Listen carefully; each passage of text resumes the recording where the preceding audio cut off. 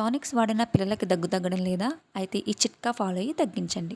ఒక స్పూన్ లోచిన నెయ్యి తీసుకొని అది స్టవ్ మీద పెట్టి వేడి చేయండి. వేడయిన తర్వాత ఇందులో 2 లవంగాలు వేయండి. లవంగాల్లో ఉన్న సారం అంతా ఈ నెయ్యిలో దిగిన తర్వాత వాటిని తీసేసి గోరువెచ్చగా ఉన్నప్పుడు పిల్లలకు పట్టండి. ఇలా ఉదయం, సాయంత్రం పడితే దగ్గు నుంచి మంచి ఉపశమనం లభిస్తుంది.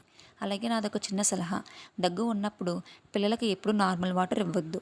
దయచేసి వాళ్ళకి గోరువెచ్చని వాటర్ ఇవ్వడానికి ట్రై చేయండి.